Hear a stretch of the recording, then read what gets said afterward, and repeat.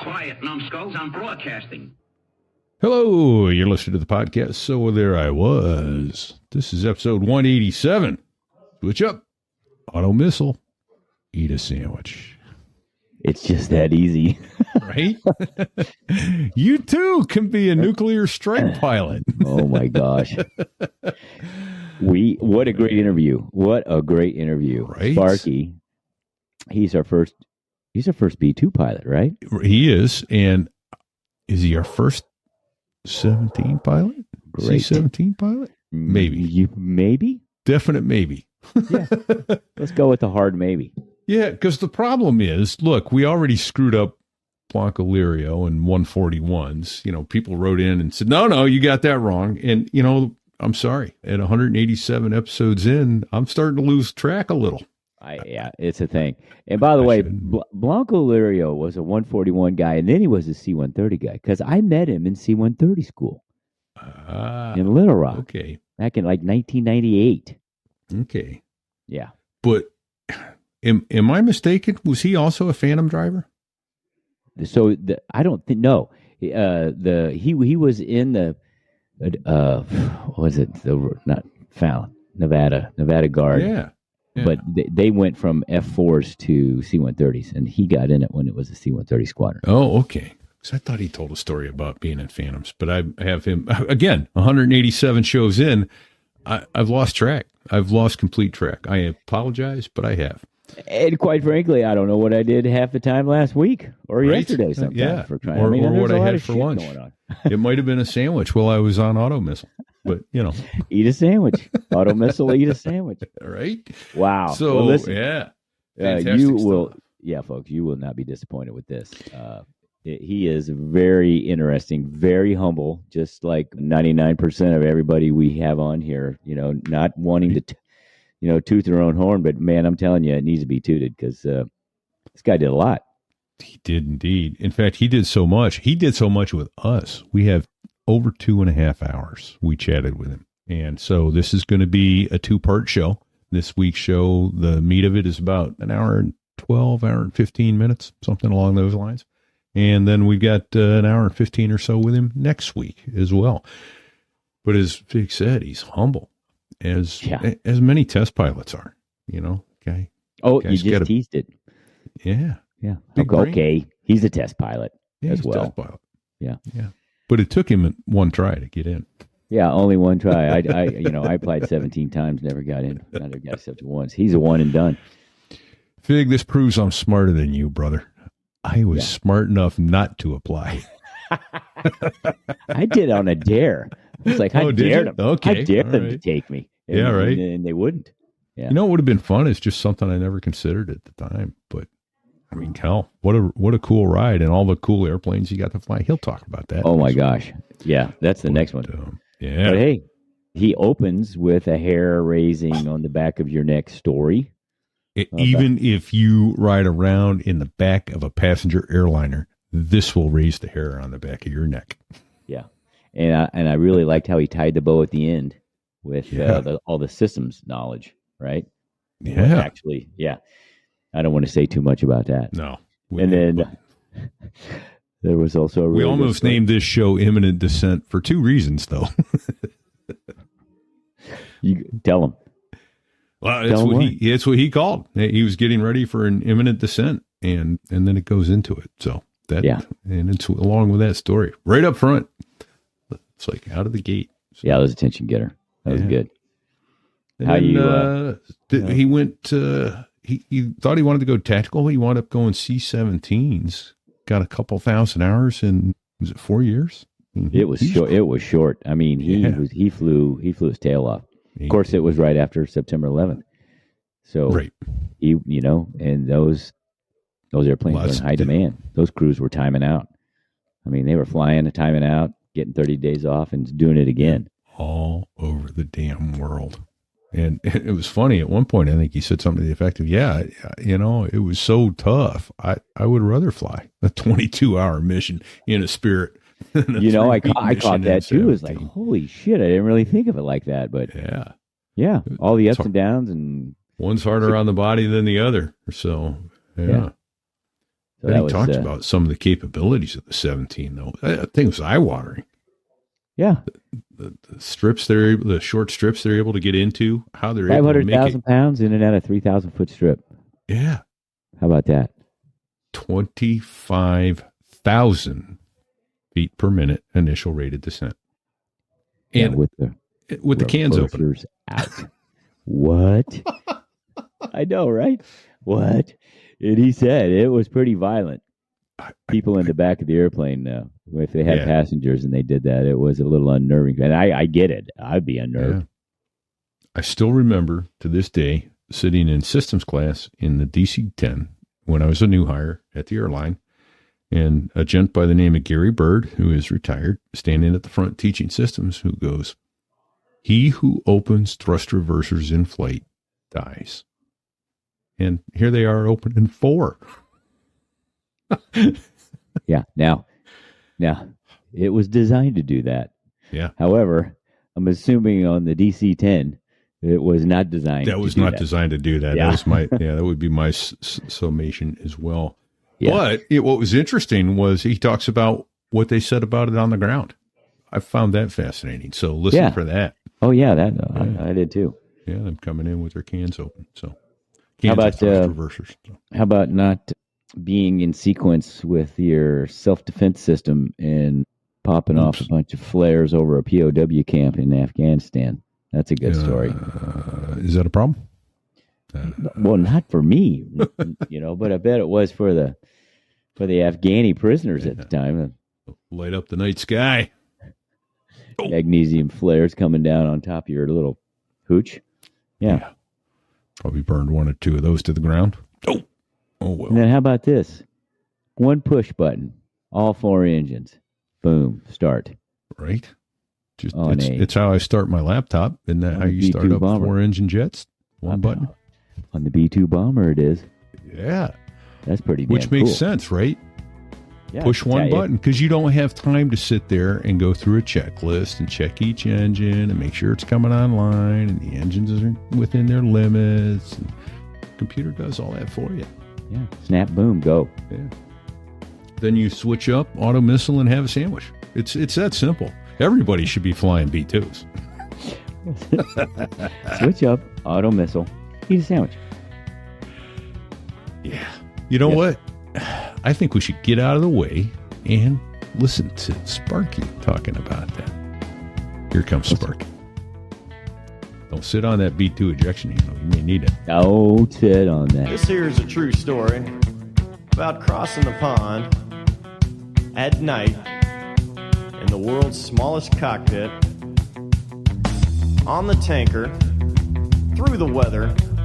Oh, and to the tanker crew who did that, thanks a lot. We really appreciated that. I'm just kidding.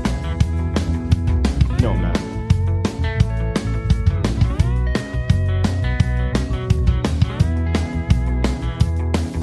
Well, there I was crossing the pond, and you could see that I wasn't exactly fun. So there I was, somewhere over Iowa, in a T-38, on the way to go get some lunch in the Twin Cities. And I'm at flight level 280 and briefing up the approach to the guy in the back who happened to be my neighbor and the exchange pilot from the RAF in the B-2. So we're just doing an out and back, flight level 280. I start briefing up the approach for the imminent descent. And out from behind the whiskey compass on the canopy bow of the T-38 comes a American Airlines, what I thought to be a 767. Turns out it was a 737. 12 o'clock co-altitude, probably 200 meters or less. Perfect 90-degree aspect.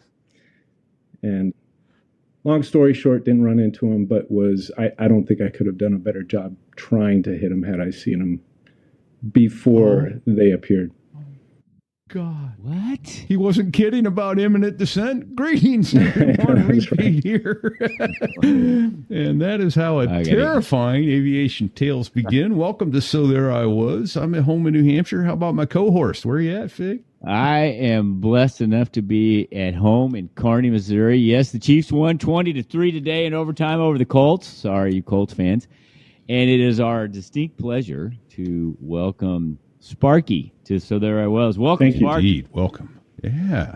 So B2s. I do want to unpack all that. Yes. Yeah, that's all cool stuff. So I'm assuming, I could be wrong. I think they let tanker guys and bomber guys and all that fly the T-38 for proficiency, right? Because it's cheaper to keep you proficient in those. They do at Whiteman and a few other bases. The U-2 pilots fly T-38s. So B-2 pilots, they call it companion trainer program. And so, yeah, we were in the middle of training. I had 3 classmates. There's 4 of us going through B-2 training at the time. And to stay proficient and just maintain our aviation monkey skills, for lack of a better term. They send us off and do companion trainer work, and this was a cross-country out and back to go get some lunch in Minneapolis. Fantastic. Nice. Well, we're going to circle back to that, obviously, and find out how you found yourself in that predicament. How you managed to escape it, as you said, even if you had tried. Well, there was nothing I could do to escape it. I just happened to miss them.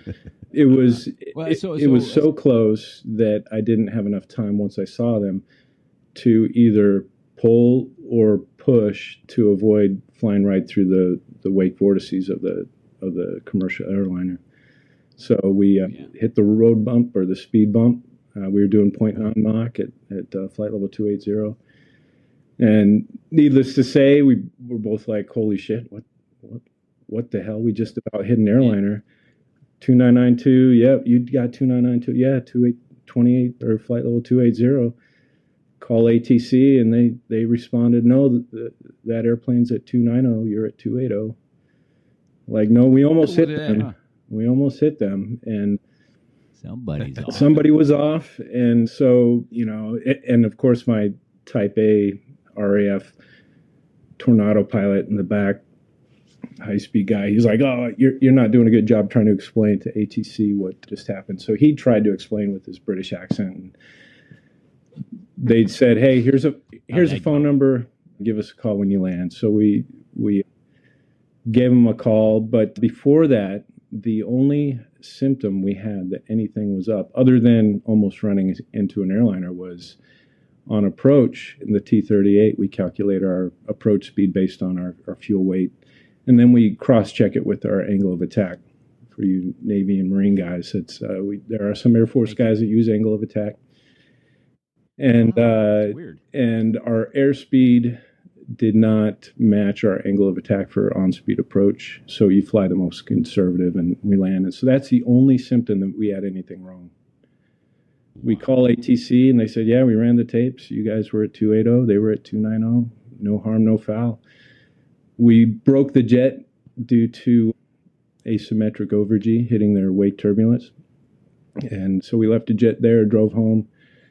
Our maintenance from Whiteman drove up. They couldn't find anything wrong. So a couple of instructors, a week or so later, went up to pick up the jet. They took one jet up, flew back in formation. That's when they discovered that our jet was off. As they took off, they would have an airspeed and altitude deviation all the way up to 280, and it was exactly 1,000 feet off, maybe 30 knots of airspeed off. Holy shit. So then they investigated further, and sure enough, they found a leak in our pitot-static system on our jet. That is terrifying. No way to diagnose it on a takeoff or almost single ship. Not as a single ship, especially. Yeah. So, which reminds me, though, so we had Bacchus on here many, many months back, maybe over a year ago now, and he was an air traffic controller, retired supervisor, also retired as a brigadier general in the Connecticut Air Guard, flying A-10s, and he said, yeah, if ATC ever asks you what your altitude is, tell them what you're supposed to be at. Right. Not what you're really at. Okay. He goes, unless you want the flight violation. So there it goes. But okay, wow. Well, let's back this up a minute and let's talk about how it all started. Yeah, exactly. So when did you decide you could learn monkey skills? Well, Yeah, aviation. so Bug. How'd that happen? I've talked about this recently on a few occasions, and it's very cliche, but I was at the University of Washington getting a degree. My wife now, girlfriend then, was a nanny for this couple that had this mansion up on overlooking Seattle skyline and Elliott Bay. And of course, the Blue Angels go out to Seattle every year for Seafair. And I'd always been fascinated with aviation, knew I wanted to do something in aviation. Part of the reason I went into engineering is I thought perhaps I would end up being an engineer at Boeing or something. That's the local company. And so I'm getting close to graduation, within a year or so. And no kidding, just at this family's house, watching the Blue Angels over Elliott Bay and getting close to graduation, thinking, you know what, that's something I would like to try to do, fly some military aircraft. And so graduated, applied to officer training school with the Air Force, got accepted. Well, applied to pilot training, got accepted. They sent me to OTS, and that's the beginning. Nice. So where was OTS? Montgomery, Alabama, for the Air Force. Is it all there 90 now? days. No more at Randolph? Or? I think it was originally at Randolph long before I got there. I think it's still at Montgomery, as far as I know. It's been well. I know the Air Guard years. is, because my daughter's getting ready to go in the Air Guard. So okay, the Guard used to go through their own program at McGee Tyson. Yeah. Is that right? I didn't know that. Okay. Oh, yeah, but that's all been rolled into one. Knoxville, Tennessee. Yeah. So, all right. So, any funny stories from OTS? OTS. No, it's coming off the street. I had long hair in college, just like everybody else. And okay, Jesus. Yeah. Look at me now. And so, if you can't see any video, I'm pretty bald. But yeah, so nothing too interesting from OTS. I mean, it's 90 days. We called it the kinder, gentler Air Force back then because it was, it was difficult, but it wasn't as difficult as it had historically been. What year this was that? 1998. I started November of 98. 1998. Okay. And finished there, graduated as a second lieutenant in the Air Force and went off to Vance Air Force Base to go fly tweets and then move on to either T1s or T38s for advance. Okay. So tweets is the T-37. Yeah. Yes. T-37. Okay. And Okay. in some countries in South America, the A-37. They put pylons on that damn thing and let people drop bombs off it. Yeah. And later I flew into El Salvador, saw an A-37 for real on the ramp. It's pretty cool to see a bunch of pylons on that thing. Nice. I bet it carry all kinds of Mark 76s, those 25-pounders. So did you have any flying experience whatsoever? I did. Prior to... So that final year of college, I was fortunate enough to start working on my private pilot license. So I went down to FBO at Boeing Field in Seattle and started working on my license. Got to where the weather started getting bad. Was, I'd say halfway through private license and a couple of flight cancellations and trying to finish up school, and basically delayed completion of my private until that summer after I graduated and knocked it out and did, the token 20 hours of post-private license holding, flying with family and friends in Spokane, and then went off to UPT. Nice. Did you think that helped you in the primary, or was it? I think it did. At the time, they had a program in the Air Force where they were sending everybody to, I think they called it IFT. Hondo, Texas. That's right. But with the T3, I believe the Firefly is what they called it. So this is what I was expecting, was to be sent to Hondo, or I think there was one other location. as I was applying and being accepted and whatnot. But somewhere in there, they had a few accidents with that aircraft, and so they stopped using it as a standard to send people, and so they started just paying for people to get 40 hours of time in general aviation aircraft, Cessnas and whatnot, prior to going to a UPT. But if you had a license in hand, they would not do that for you. So there were a few people in my class that advanced in Enid, Oklahoma, were knocking out some flying training prior to UPT. But if you showed up with the license, then you went straight into the T-37.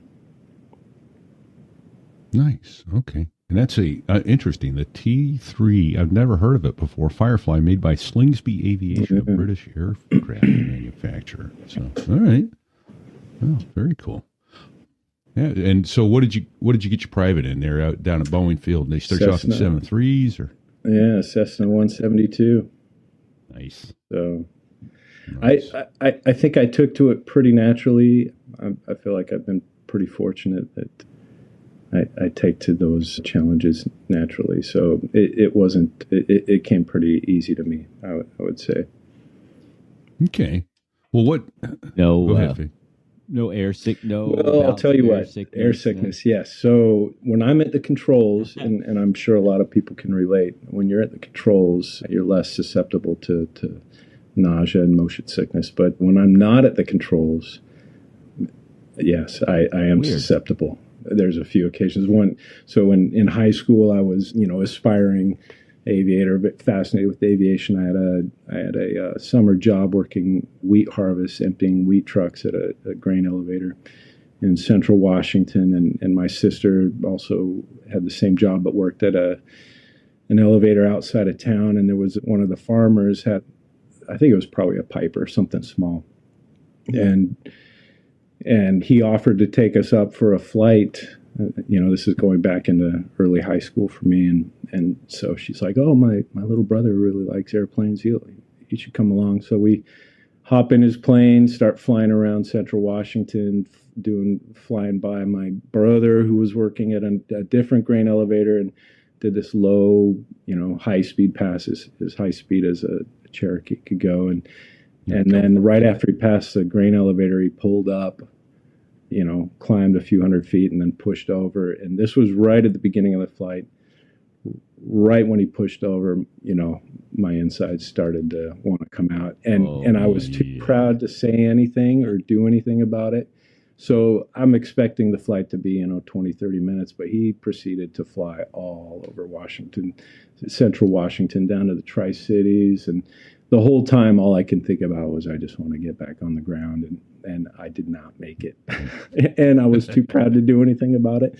So it just surprised us all. And I puked right there in the front right seat of this chair. Were you in the front or the back? I was in the front. My sister was in the back. It was a shameful moment, but did you at least get your shirt, or did you get the whole panel? Yeah, I contained it pretty well. That was something I did. Oh man, I had a couple. I actually carry those little hospital bags with me in the airplane in case the passenger starts feeling badly, but in case I have to get sick. So starting like that, you would think, God, that's a horrible experience. You don't want anything to do with airplanes again. It is, it's discouraging enough. But when I learned that it's not so bad when you're at the controls, then that's why I knew I had, if I was going to join the Air Force aviation, I needed to be a pilot.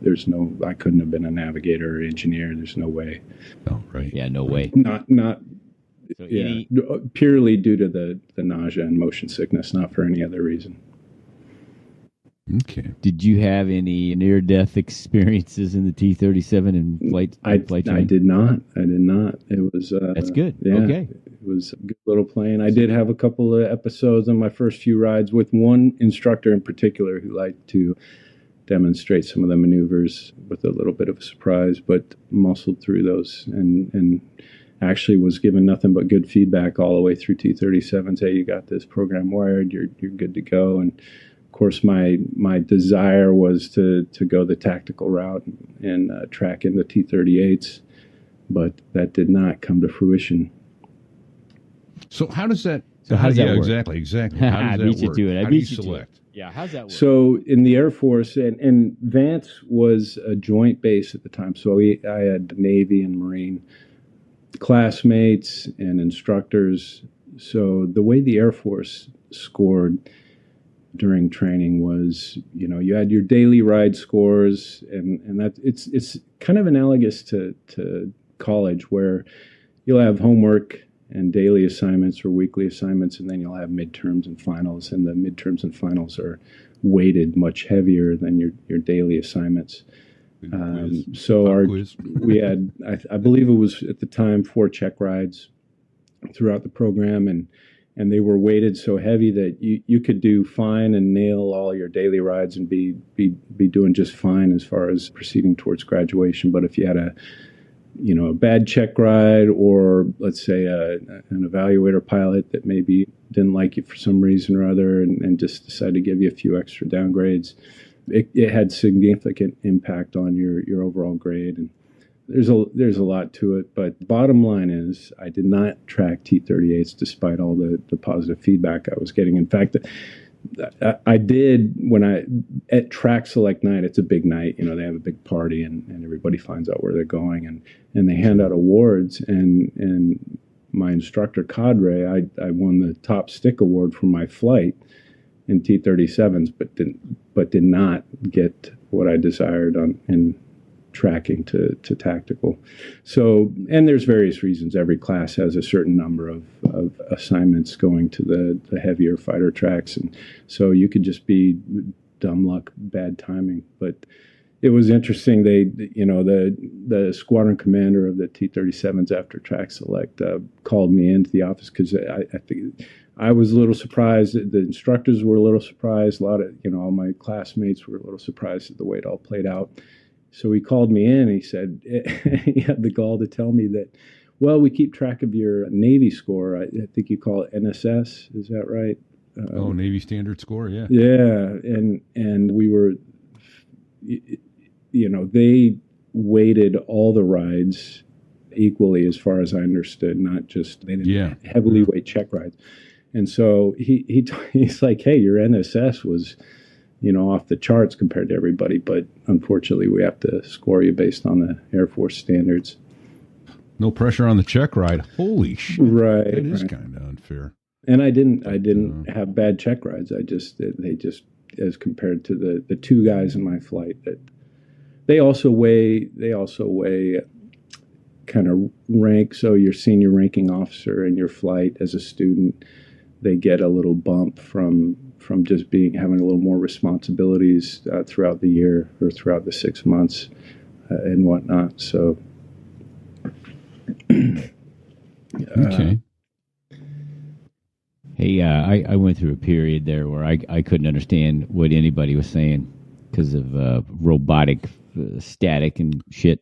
To summarize, I think I understand that the commander called you in, and it told you that if you were in the Navy, you would have got jets, but since you're in the Air Force, that score didn't cut it. So that didn't make me feel. It didn't have the impact that he probably thought it would.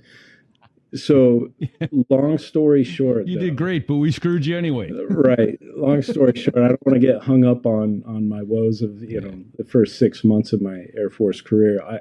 I'll tell you, in hindsight, absolutely, hands down, no question, would not have it any other way. Because that's where my next question was going to be. So you wound up flying the Spirit.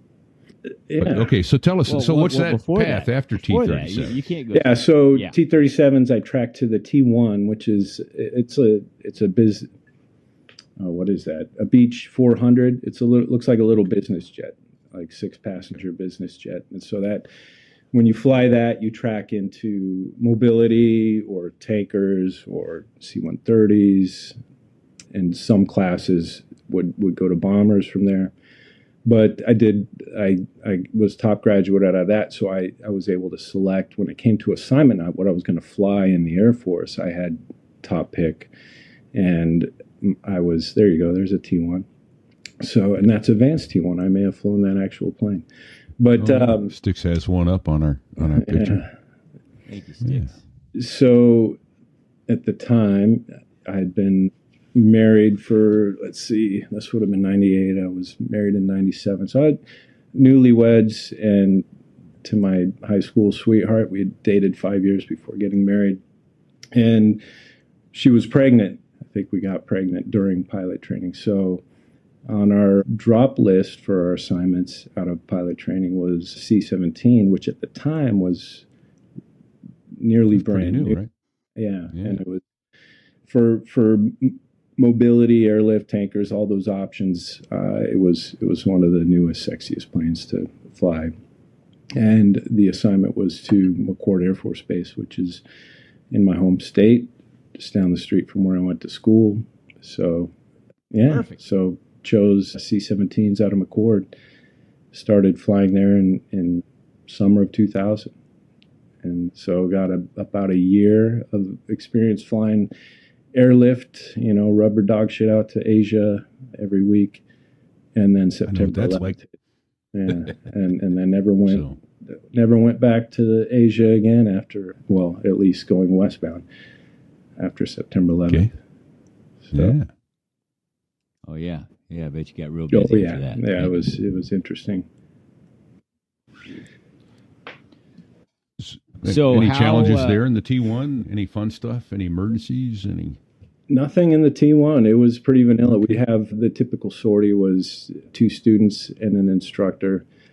You would fly lots of instruments. And of course you had an autopilot, which is the first time you had an autopilot in pilot training, and you do just instrument approach after instrument approach, and then go out to, then fly from, let's say, Hutchinson, Kansas, out to Salina in a single sortie, excuse me, and then stop, go get some lunch, and then the other student would hop in and do the same. So pretty good training from a, instrument approach and learning your rules and how to fly. We'd also, they mixed in some formation and refueling type of missions or missions into those sorties, but no, it was pretty good just flying a little business jet. Yeah, it ran all the garden spots in the country. Yeah, you could take it. Yeah, there was. Yeah. Hey, that's my part of the country, man. I get it. Well, I lived in Missouri for about 4.5 years. So back to the C-17. When we kicked off WW Gulf War, well, I guess it was not Gulf War II. It was during Freedom. Iraqi Freedom, right? Enduring Freedom, then it rolled into Iraqi Freedom. First it was Enduring Freedom. Yeah. So did you fly any of the initial missions into Afghanistan when there was just dirt runways and shit everywhere? I did. I got to land on dirt at least once. I think it may have been twice. That was in the 20 years I was in the Air Force. That was some of the most interesting and fun flying I'd done. So the way it worked, September 11th hits, everybody's grounded, and then we start generating crews to be prepared to do whatever they hand down. I was in line to go to aircraft commander at that time, it was co-pilot airdrop training at Altus Air Force Base. It was a qualification upgrade. And so during the immediate months after September 11th, I was actually down in Altus doing some airdrop training. But as soon as I got back, the way we did leave for crews in the C-17 was they could allow, I believe it was 10% of the force to for any crew position to be on leave at any given time. And since I had been gone for a month or so for training, I had won the leave lottery that first holiday season after September 11th. So I'd just come back from Altus. My wife was in Spokane with family waiting for me, and I flew there to pick her up and then drive back to McChord. And on that drive back, get a phone call from the schedulers, and to say basically that I was leaving that in 2 days to head out into the world, because they had run out of all the crews. All the crews that didn't win the leave lottery had been out on the road for a couple months, and so they were having to come back. And timing out. Right? So it was tough, but it was also, from professionally, it was fascinating because I go meet up with my crew to head out into the sandbox, and before we had base ops, they're like, hey, you got to go pick up some MVGs. They went out and got all the instructors in the squadrons qualified on MVGs, because they started to learn that the C-17 crews out of Charleston that were trained for, they call them SOL 2. I don't know what SOL 2 stands for. They're in special operations. They were the ones doing all the special work and this covert landings and whatnot and tactical approaches. Yep. They said, well, we need to use the rest of the crew force to do this. So I was still I'd say an experienced or young but experienced co-pilot. So I was paired up with a couple of instructors that had recently gotten this training, and we were just heading out into the desert with some MVGs and started operating out of tents and whatnot in Bahrain, and then it moved to Qatar, and then we were doing missions every day into Kandahar, Bagram. We landed on dirt at Rhino LZ, just 24-hour missions going back and forth. Very interesting. And then you get back to your tent city and get your 16 hours, whatever it is, 12 hours plus the few for pre-flight and crew rest, and then go back and do it again, and always landing on blacked out airfields. And one day the runway, the front half left side of the runway would be closed because civil engineering is repairing it from all the bombed out craters. And then the next day, the next half, the aft half and right sides notamed out. So it was interesting. It was a lot of good fun. So you got some feet right in the fire, real world experience, right? Pretty much right out of the gate. Yeah, it was. I was fortunate. I was one of the crews that one of the instructors I was with was the training guy for the whole wing, and so part of what we were doing is kind of beta testing the training program to get all of the what they called air-land guys, or just your vanilla C-17 pilots, all trained up on NVGs and tactical flight operations. So it was great. We had some great missions. Got to pick up Hamid Karzai and Bagram and his whole entourage and bring him halfway back. We brought him to Turkey and transloaded to another aircraft to take him to D.C. for the State of the Union address, the first State of the Union address after. Oh, sure. And that was actually one of the There I Was stories.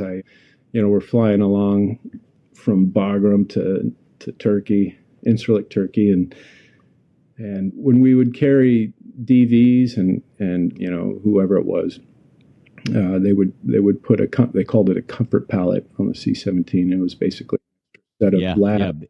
Big Connex box with extra, with all the loungers, a couple labs and another galley, and so the built-in lav and galley were assumed to be for the crew, and then all the passengers and whatnot would use the other labs. And so I get up for relief one time in the middle of the night and head down the stairs, open the door, and there's Hamid Karzai in the lab. So, and for those listening, Hamid Karzai was the president of Afghanistan, or the interim or whatever at the time. At the time, right? Luckily, he wasn't doing his business. He was just washing his hands at the time. But if you have a picture of him, that is exactly what he looked like, wearing that same green outfit and the fez type hat is. Yeah. A little fluffy hat. In my mind, when you were telling that story, Sparky, you're opening it up and he was sitting on the chair. Right. That's the 10% true story, but no, it was more benign than that. But yes, I can say I walked in on Hamid Karzai in the toilet. Hey, I have a. Hey, there he is. Put that picture up, or maybe Bago. But all right. Yeah. So, real quick question though. So you landed a couple times in the C-17 on dirt/grass, unimproved. Because I always heard, they brought the C-17 in to do that, and then they went, "Oh, this damn thing's so expensive. We'll keep the C-130 around another couple weeks." And the last C-130 pilot hadn't been born yet. Yeah. So that was my assumption for that first year prior to September 11th. We would do all sorts of assault landing training, low-level training. It was a lot of fun. I mean, you're at 300 feet and the C-17 about 310 knots flying around in essentially a living room. If you're not at the controls, you're sitting in a jump seat with these massive windows. You can put your feet up.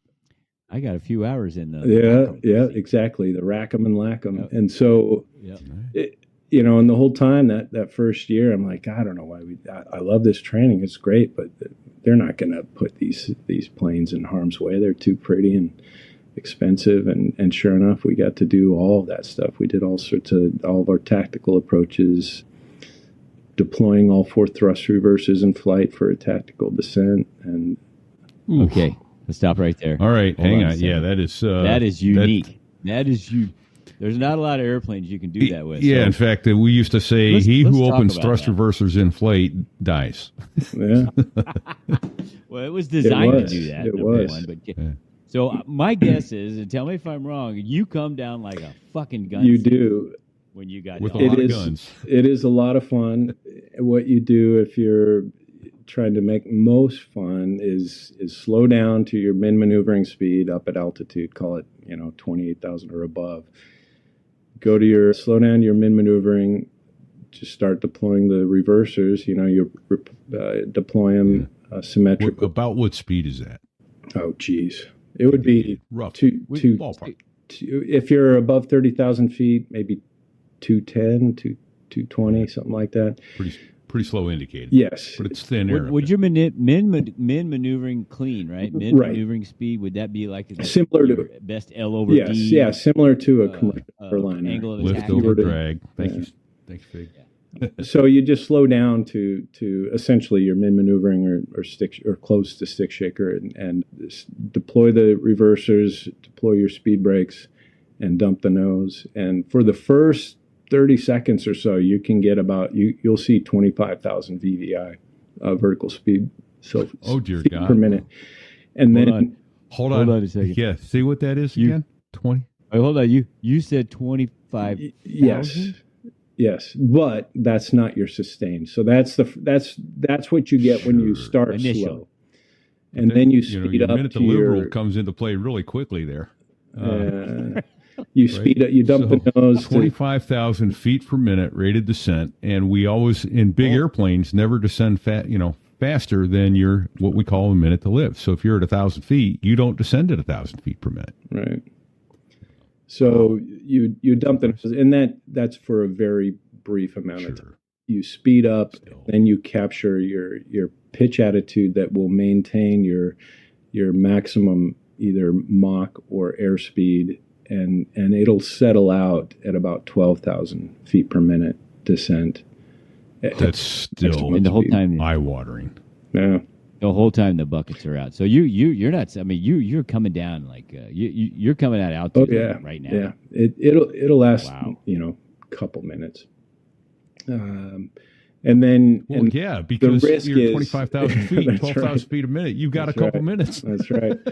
So then, it's all mostly for fun because we did this a couple times for real, and then it turns out you go land. Did this once in Pakistan, and you go land and the maintainers or the crew chiefs or whoever after you shut down, they're like, "Oh yeah, we heard you coming," and the only reason they heard you coming is because you put those thrust reversers out, and so it turns out it's not as tactical as not as stealthy as you think you are. Yeah, you're better off just being clean and quiet and spiraling down and configure. So. Am I to understand that you're not just deploying the sleeves? You're actually using reverse. No, it'll be an idle. It's an idle thrust. With, all right. So you just got the reverse sleeves out. Okay. Yeah. So you open the cans, but not winding up the engine. But if you ever see, there's some good videos online that you could probably find. There's the pylons, the engines are shaking and rattling, and it's pretty unnerving for those people that are on board that have flying experience. Yeah. What the fuck are they doing? Well, I bet the eyeballs get real big and the rosaries come out and they start counting beats. Hamid Karzai went to the shitter. Yeah. So that's not, so just to tie the bow on that, not really tactical maneuver. You found out it's too noisy. Yeah. Okay. But it's fun. But it can do it, which is impressive. Because I've never flown an airplane that you could deploy the reversers on in flight. Not intentionally. Intentionally deploy the reversers on in flight. Yeah. With the exception of the Harrier, you could go to reverse thrust in flight with the Harrier, and that was fun too. You better have a plan when you do. We actually had an MD-11 that had one deploy shortly after takeoff out of a Canadian airport many years back, but. Those guys did a nice job bringing that airplane back in one piece. So, Well, so it's something I wanted to talk about, or wanted you to talk about specifically, because I sat through a couple of these and I was surprised. You land the C-17 like a Navy jet. It's almost like you fly angle of attack all the way to touchdown instead of like the. So so when you configured it, the C-17 has a heads-up display, and then a mode. You select a switch and it has a flight stick instead of a yoke. Yeah. And so when you're configured for approach, flaps and gear down, you set your pitch attitude to about 3 degrees. 5 degrees would give you a 3-degree path, or if you're doing an assault landing and you've got full flaps. It could be up to 4-degree approach path to an assault landing. And we could land a full 580,000-pound C-17 on a 3,000-foot runway. And so it would be marked with assault zone landing, these panels that you would use as targets for landing zone. And you would set your pitch attitude, you'd pickle this switch, and the flight control mode would basically hold that pitch attitude. And you can adjust that pitch attitude if, let's say, your speed was slightly off or whatnot with the trim switch. So once you selected that mode, I forget what it was called. This was years and years ago, but you would make adjustments with the trim switch, and then you'd use your direct lift control, which was fanning the speed brakes, to basically be elevator up, or if you needed to, or elevator down, sorry. And then if you wanted to adjust your path up, let's say you were low on your path, you would just add a little bit of power. So the C-17, the standard way to land the C-17 was not to flare with pitch rotation. It would be just to add a little bit of power, because it had, they called it blown lift flaps. So the thrust would hit the flaps, and you would add a little bit of power to flare your landing without adjusting your actual pitch attitude. So for assault landings, you would have the flight control system would just dial in your proper angle of attack based on that pitch system and your weight, of course. And then at 50 feet, you would add a little bit of power, and it would shallow out your descent rate. And as a co-pilot, you would get a check ride. We had at Altus Air Force Base, when you're learning how to fly the C-17, you would do 30 simulator rides, learning everything about how to fly the C-17. But when it came to your flying check ride to be a co-pilot, the one thing that would hook you, or you would fail the check ride, was if you forgot to say 50 feet when the aircraft commander was doing the assault landing. Oh, interesting. Because most airliners have a radar altimeter that does that for you. Right. Well, yes. I can't remember in the C-17 if we had actual oral call out for rad alt. I don't think we did, but because that was one of the things you'd have to say. It probably did, but you would have to say 50 feet. Otherwise, you would hook your check ride. That was it. Okay. Well, the first C-17 landing I sat through in the LACM seat, as a advanced air crew tactics instructor, I had just flown with these guys, took them through the low-level course, was back at Fort Huachuca on a 10,000-foot runway. We did an assault landing to the 10,000-foot runway, and I thought we crashed it on. And I said, God, that was good. And they're like, no, bro, that's how we land this plane.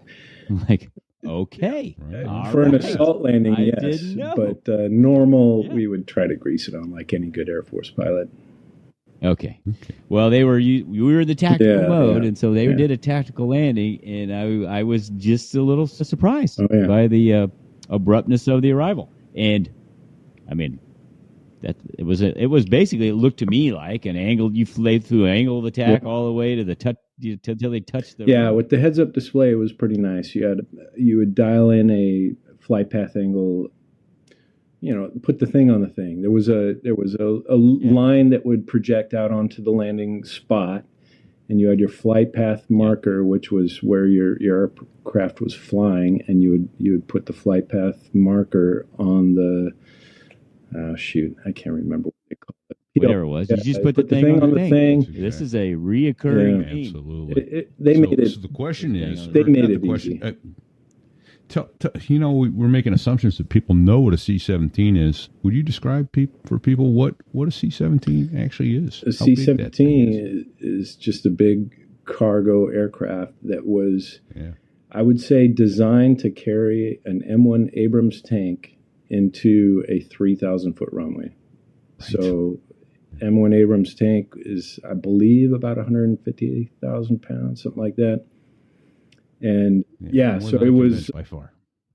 It was, the next generation of airlift type of cargo aircraft, and it was really well designed for what it did. You could, some of the older airlift aircraft, so C-5, C-141, great aircraft, but when it came to the C-17, the way we would do cargo, there were basically three different types of cargo you could carry. So there's rolling stock, which we just saw a picture of presidential limos. So things that you would drive up or wheel onto the aircraft. Then there's palletized cargo, things that you push on a pallet, and you need rollers to handle that type of cargo. And then personnel, so passenger seats and whatnot. So the C-17 could do any one of those missions on any given sortie in any given day. In fact, one of my most memorable missions was, take off with palletized cargo from Qatar, go into Kandahar, drop off the pallets, reconfigure for troops, carry 200 Marines and all their gear in seats up to Bagram, drop them, reconfigure to rolling stock, drive a bunch of trucks up onto the end of the cargo bed, fly them back to Kandahar, and then reconfigure again for pallets, and then go back out to Qatar. It was great. So you could do that. Whereas the older mobility aircraft, it was much more difficult to reconfigure between different types of cargo. We could do it all as a crew within a few minutes. It's a Swiss Army knife of air mobility. Yeah.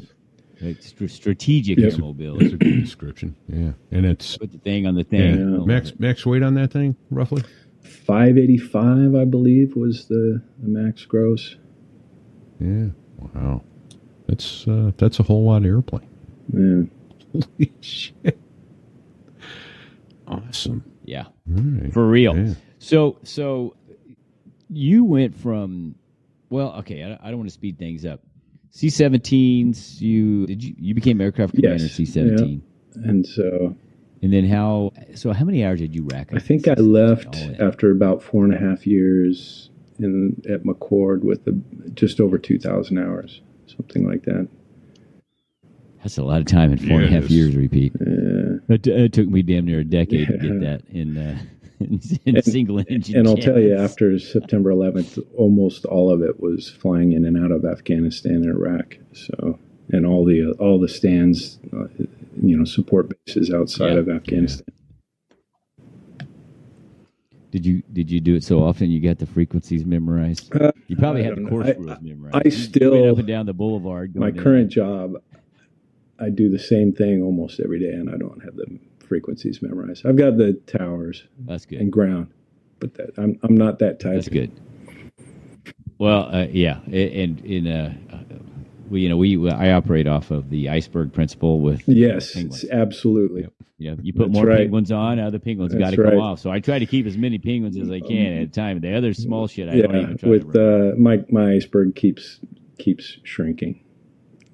Right. But the same concept. Warming. And the problem is then you memorize shit you don't want to. Like, I know I need that memory bank for something else.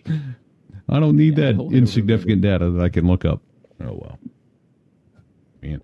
So any engine failures? Anyone shooting at you in the C-17 expeditionary field? Or? We did have, there were times because, when we were first flying out of Bagram, it was pretty well bombed out by ourselves, and there were minefields and whatnot. And so we did have an occasion where they believe that when we took off, a landmine had exploded as a result, likely of the sound of us just taking off. It was early enough in the deal. But other than that, I did have a guy I was flying with that swore that he saw a man pad, coming at us, but I don't know whether I believe that. Other than that, no real emergencies or anomalies. It was. That's not all bad. I've been pretty fortunate. We like that. That's good. Absolutely. That airplane, speaking of man pad being shot at you would have set off the self-defense system, right? I do have one story that is not as a result of being shot at, but it was a result of a user error. So this is that same mission I was talking about early on after September 11th. We're flying into Kandahar, and everybody's, of course, high anxiety, tactical, maybe we're getting shot at, maybe not. So you try to fly precise tactical approaches, and everybody's on edge. And we're coming in on MVGs into Kandahar. I'm in the LACM seat, the left ACM seat, nice big windows to look out, and on basically downwind, visual downwind, and there's a C-130 taking off. So tower says, hey, C-130's taking the runway, they're taking off. But our pilots, the two pilots flying are trying to get down and out of the air as quick as possible. So they're flying the approach. The job of the alternate crew member, the LACM or RACM, was to take the missile warning system from auto to manual at 400 feet to prevent any false positives from causing our flares to dump or dispense as you get close to the ground. And so we're turning final, get on final. Yeah, the C-130's clear. They're gone. All right, clear to land. And then we get a too low gear annunciation. So for those that are not familiar, modern aircraft, they will let you know when you're being stupid and not putting the gear down prior to landing. And typically that's somewhere around 400 to 500 feet. The aircraft will yell at you and say, hey, your gear's not down, dummy. So sure enough, we're all focused on whether the C-130 is taking off, and we didn't put the gear down. Not my fault, but my fault because I was in the flight deck. And so the co-pilot throws the gear down. He says, gear's down. And I said, no, it is not, because it takes about, 10, 20 seconds for the gear to actually be down 3 green or 5 green in the C-17 case. And so we ultimately we would have been fine. The gear would have been down and locked by the time we actually touched down, but it was so low that the pilot flying went around. We go around, and he starts his left turn to come back around for another visual. And we're flying right over. If you're familiar with the Kandahar airport back in the day, there was a pretty cool little, right below the air traffic control tower was this little monument type of thing. And at the time, they used that location as one of the detention centers for a lot of the insurgents or whoever, all the bad guys that we'd been capturing. So there was a little prisoner of war camp right there at the base of the tower.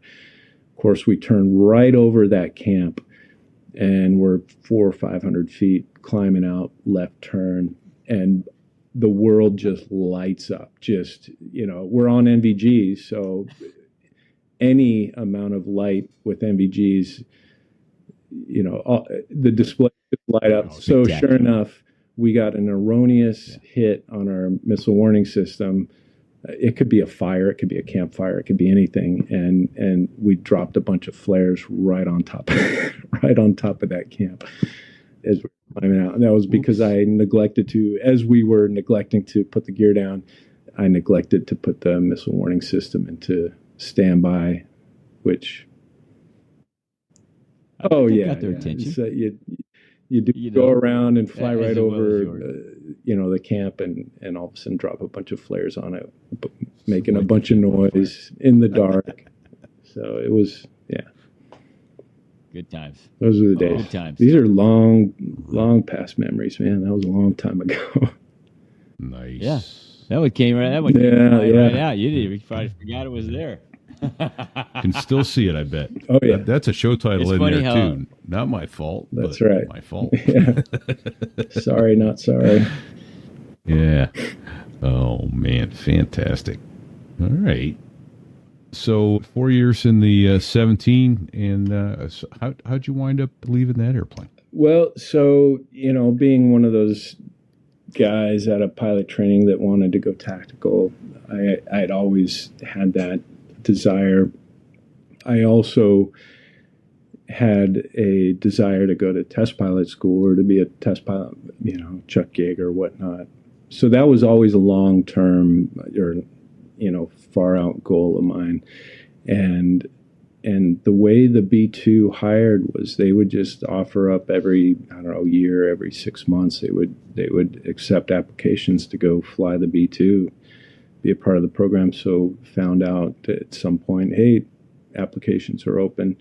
So I just submitted an application, and that's basically how it works. You submit an application, they either accept you for a interview or not. Went out for an interview and got picked up. So they screwed up and selected you. That's right. That's right. Fantastic. Okay. No interviews, none of that stuff. Just put in a package. Yeah. What surprised you the most about it the first time you flew it, and does it feel any different? I'm gonna guess up front the answer is no because of computational power in the airplane. Does it feel any different flying the flying wing as opposed to a normal quote unquote airplane? So I'll say we'll come back to the flying part, but the one thing that to me was the coolest, or the thing I remember, or we'll talk about here, is my first sortie in the B-2 and coming back to the C-17 where I came from. We would start our engines one at a time. We got 4 engines, and they're big high bypass fans, so they take a long time to start. So just starting the engines, the C-17 takes a long time, twice as long as what you guys are probably familiar with in the airlines. And get to the B-2, of course, it's really well designed for nuclear holocaust. Nukes are inbound to Whiteman Air Force Base. You're cocked on alert to launch. It's really well designed to get out to the jet, start up, taxi, take off, and go, and fly straight to wherever. So with that, there's 2 APUs, auxiliary power units, and unlike commercial airlines or the C-17, they provide purely air to the engines for start. So they don't provide electrics. So you start up with the avionics off. So you get to the jet, you hit the slap switch, the clown nose, whatever you want to call it, at the base of the stairs. Those APUs fire off, they start up. You climb on board, you get just minimal displays on to monitor the engine start, and then you reach up and you push one button. And that one button initiates engine start on all 4 engines, and they all come up at the same time, and they're low enough bypass that it's a quick engine start, kind of like an F-16, and then as soon as they come online and the generator power is available, the flight control computers come online and the whole plane shutters, and then you turn on your avionics and you go. And so that was, to me, the most impressive thing about my first flight on a B-2 was just the engine start. Push that one button, all 4 engines start up at the same time, and then you go. So that being said, your typical pre-flight and engine start and all of that is pretty standard. There's a lot going on. It's a tactical aircraft. There's all your codes and all sorts of stuff. Oh, and I imagine you train the shit out of that. Right. I mean, that's your bread and butter, right? The up and away flying is the hard part. So that was what I remember about the B-2 was how slick the engine start process was. When it comes to flying, it was, just like you said, very familiar. It's all fly-by-wire. Of course, it has to be. It's a flying wing and highly augmented. And so you need a lot of computer power to make sure that you stay upright and that way you make a control input that it does what you ask for it to do. But from what you want it to do, not what you told it to do. Exactly. and so to describe how it flies laterally, when you roll it, it rolled quite a bit like a C-17, which I was familiar with at the time. And because the wingspan is almost identical to the C-17, it's almost as wide as a C-17. So the roll rates and the roll feel was pretty similar. It's much shorter. It's about as long as an F-15. So it tended to be a little bit pitchy, but only when it came to turbulence. It was kind of interesting how it behaved in turbulence. When it was flying around in smooth air, it just flew like any other conventional airplane. But in turbulence, I described it in the past like you're driving down the highway in a big Lincoln Continental or Cadillac or something, and somebody's in the trunk, some big dude's in the trunk just kind of hopping up and down. And so you would sense turbulence, the plane would sense the turbulence, and it would compensate for it, but just with the slightest amount of time delay to where you felt this kind of heaving and just a slightly unnatural motion in turbulence. But that, other than that, in smooth air, it flies purely conventional. It was a nice flying plane.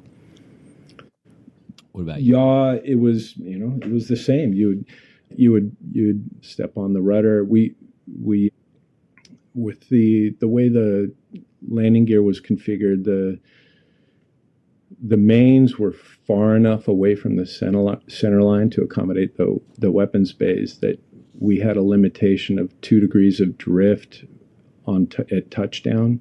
So in crosswinds, that was one of that was one of the more, I wouldn't say difficult things to manage, but one of the things we had to manage was make sure that we had that drift compensated for. So the pilot not flying would sit there and call out our drift so that the pilot flying could add the appropriate amount of rudder to compensate and get the nose tracking straight, or your nose aligned with the runway at touchdown. The interesting thing was that if let's say you're on a 1 mile final or 2 mile final and you had 7 degrees of drift, lots of crosswind, and you can't use the normal Cessna or wing down top rudder. Exactly. You can't use that because the flight control computers would blend that out after a while. So if you just put in a Buddha rudder, let's say at 3 miles, it would start blending it out with other control inputs. So it would almost act as though you weren't putting in any rudder after a certain amount of time. So you would have to basically kick out the drift at the last moment was the technique. Oh, okay. And how much crab could you land in? How many degrees? It was 2 degrees. 2 degrees. Oh, okay. Which is significant. That's not nothing. Yeah. All right. And then Sticks is asking, what can you tell us about the crash in Guam? Well, I'll tell you. And how would you like to be the first guy to crash a B-2? So interesting. They're not giving those away. Yeah. So I I happened to not be there. I was at Air Force Institute of Technology at the time on my way to test pilot school when they were out there for that deployment. But that was my squadron, and know the guys well that were in the aircraft. And fast forward, when I was doing B-2 testing at Edwards, we tested the OFP. Now I'm not going to remember what OFP stands for. Basically, the software to fix the flaw that was in the aircraft that resulted in that crash. But so with highly augmented, low observable aircraft, we didn't use our standard pitot-static systems. You don't have pitot probes sticking out into the air to measure your airspeed and whatnot. We just used arrays of static ports and a really good aerodynamic model or aero model and computers. There you go. Operational Flight Program, OFP. So we had arrays of static ports that would measure static pressures, and if they know the aero model really well, they could use the sensed static pressures to determine all your states, your aerodynamic states. So angle of attack, airspeed, altitude, all those things. So without getting into things that I don't know whether I'm allowed to talk about or not, the bottom line is operating out of Guam, they of course didn't have hangars for us out there on those deployments, so they were susceptible to just getting rained on like any other aircraft, which we didn't have at Whiteman. We had hangars for every aircraft. So one thing they learned on those deployments is that they would get moisture in some of the static ports that are located on the tops of the nose and areas that would result in sensed static pressures being different than reality. And so this particular plane was due to come back home from the deployment. I think it was number 2 of a 2 or 3 ship. And so they've got get homeitis and whatnot. And as they're doing their pre-flight, there was a message on the computer that said, hey, you need to do an air data calibration. So you'd call up the crew chief, they'd come up and do some maintenance function to calibrate the system. Well, they calibrated the system with some blockages in a couple of the ports. And then you get out to go fly. And as you take the runway, you turn on your heaters for those ports, and that burned off that moisture. And at that point, now they're operating with an uncalibrated system rolling down the runway. And long story short is they had basically a system that when you have four computers for each type of sensed, airspeed and altitude, you're quad redundant, and if you lose one of those systems, then the way it would degrade is they would say, okay, we'll take the remaining 3 and take the middle as the solution. The one that's, let's say you're talking angle of attack, and one says we're at 1 degree angle of attack, the other says 1.2, and the other says 1.1. They would use 1.1. Would use the middle. Well, the problem is, what if you have 2 that agree with each other and 2 other channels that agree with each other, but those pairs don't agree, and they would call that a 2-on-2. So then it would degrade to an inertial solution, and in that inertial solution, it added some. Well, I'll just say it. It added whatever the last known good sensed solution was to the inertial solution. And as they're rolling down the runway, it added a whole bunch of bad data. And once they got airborne, it didn't know what was what. And they rotated slow, and the plane compensated for the plane thought was a negative angle of attack, and compensated for that and pitched way up. And that's what resulted in the crash. Oh boy. the software was designed for low level terrain following and taking, a flock of birds or something on a couple of sensors, and they thought, all right, well, it makes sense when you're near zero angle of attack, flying really fast, really low. We'll just go from inertial from there, but it wasn't accounting for rolling down a runway where your actual angle of attack is zero because you're flat on the runway, and the sensed angle of attack is different because due to ground effect and aero effects.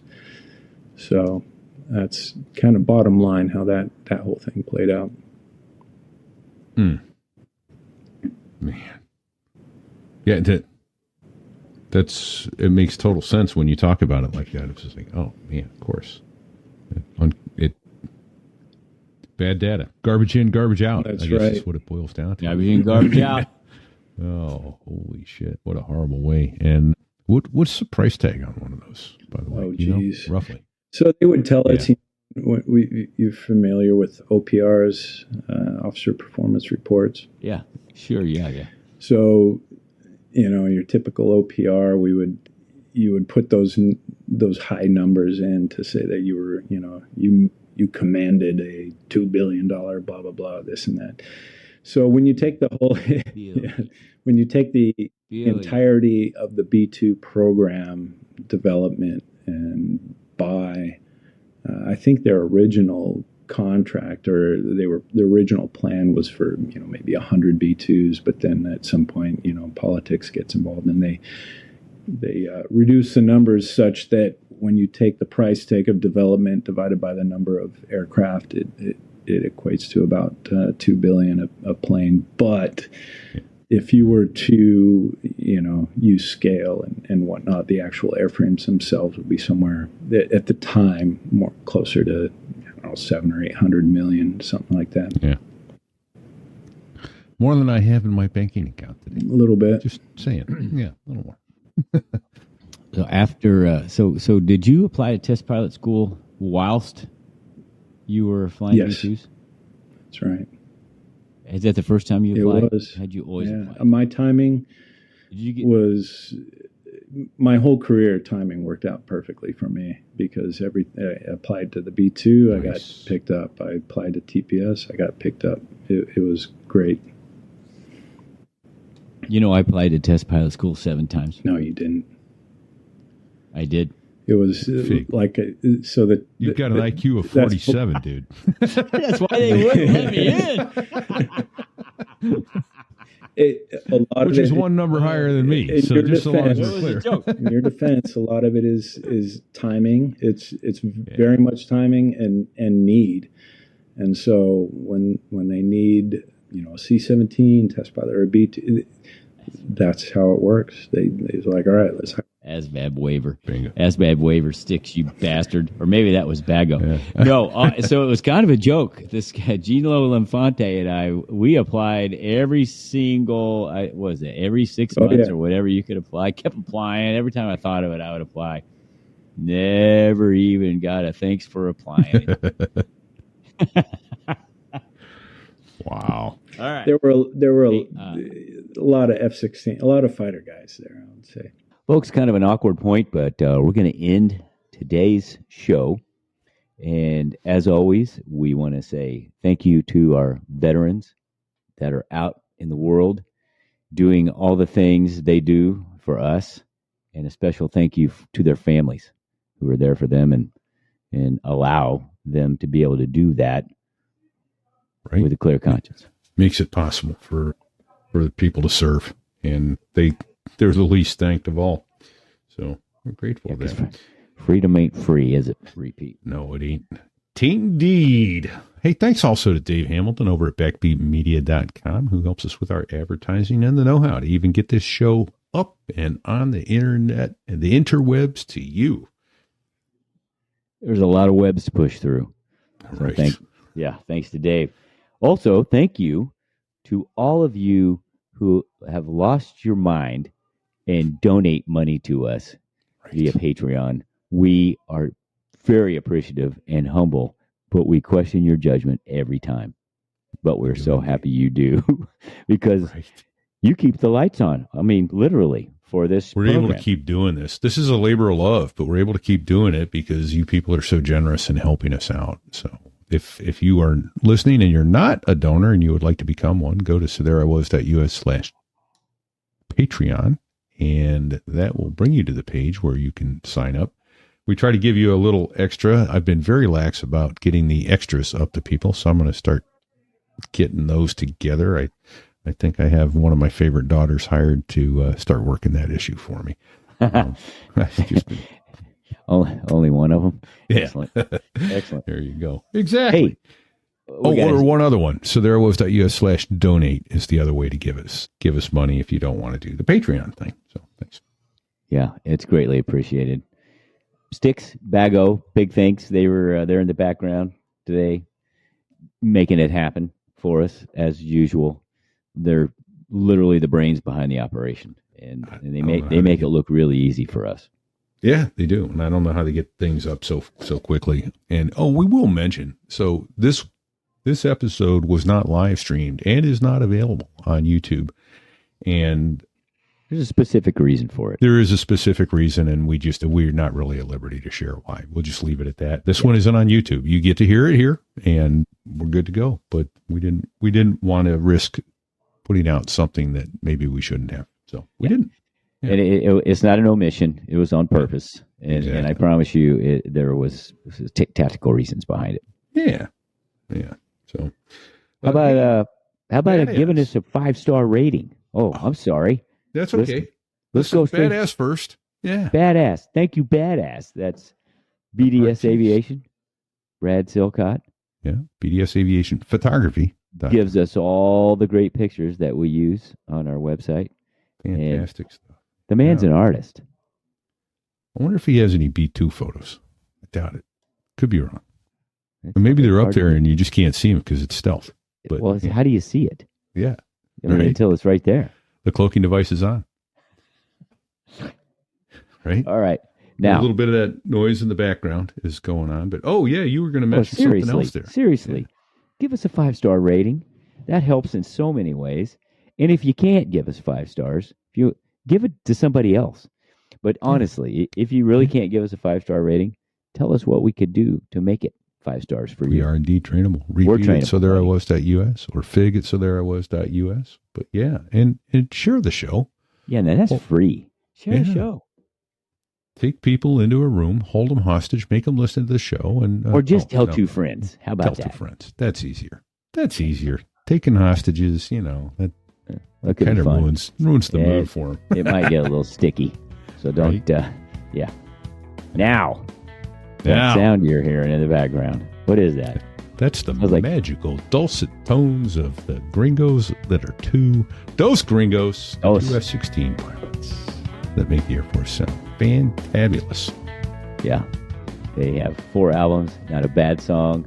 They graciously let us use their music for our show, and they have been a great guest on our show those times. That's right. Fantastic Americans. So thank you, gents. All right, everybody. I guess until next week, we'll get a little more Sparky next week. Until then, stay safe and check 6.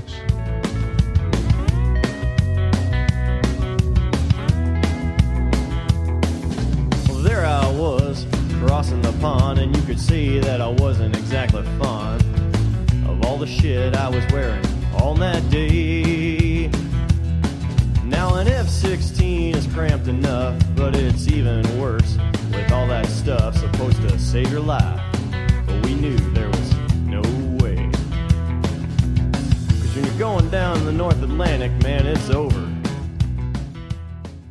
Hold on. It's what? He said it's over. Gentlemen, you can't fight in here. This is the war room.